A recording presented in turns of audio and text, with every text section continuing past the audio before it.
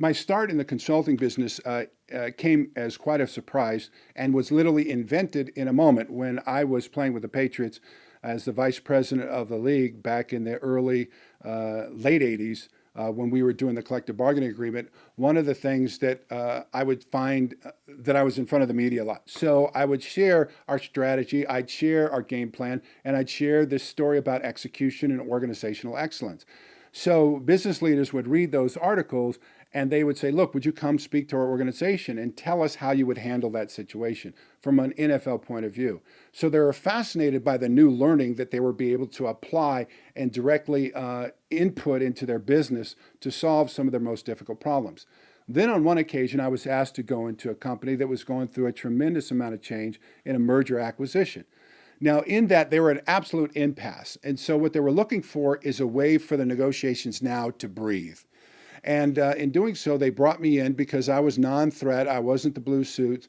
And they said, well, let's have a conversation. Brian, we want to ask you, if you were competing against us, how would you win? In fact, what they're asking is, in our process here, where are the cracks? Where are our vulnerabilities? What can you learn? Study our people. As competitors, tell me what you see. And they gave me a contract for 6 weeks to be able to articulate what was going on in the organization, or what we call in the NFL the living system, or the conversation that's operating underneath the expectation. So, for instance, when all the leaders leave the room, what else is going on?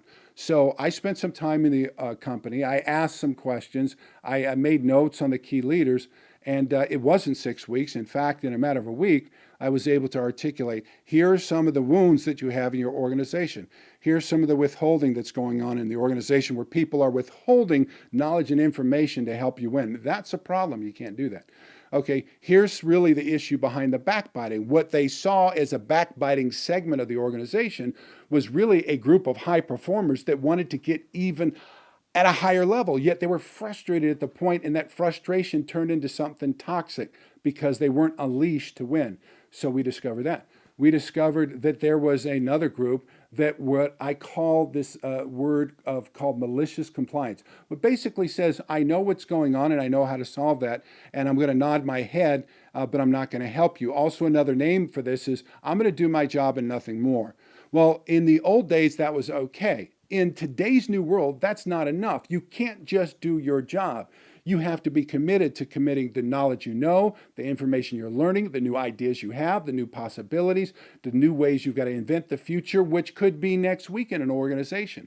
So when I pulled all this knowledge together and information, they saw, in fact, that I did have a knowledge base and a systematic approach to bringing about a change in an organization. And so when I submitted that report, that's how it began. So literally, did I know that 15 years later I'd be doing it? No, of course not. Did I know I would be inside 267 Fortune 500 companies?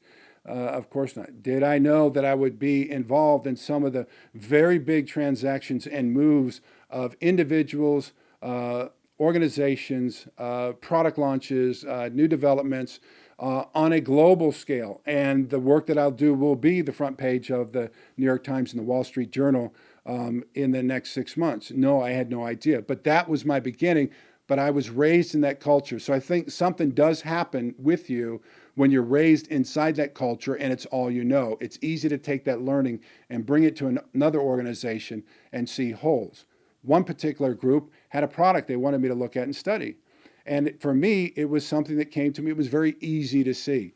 And so this group was a security system, and they talked about all the different ways they've got wall-to-wall coverage of the security. And I asked them this question because it seemed rather obvious to me. I said, what business are you in? He says, oh, we're going to protect every inch of the house. They'll be so protected, no one can compete with us. I said, well, are you protecting the house, or are you protecting the people who are within the house? So when the people left the house, they're unprotected. So you have a hole, a blind spot in your business model, and you've got to complete that in order to get to the next level. That gives you another example. Another industry, it was another industry. This group was in the business of producing the best chickens for years, and they were known in the market, and they had a tremendous name, and you know their name.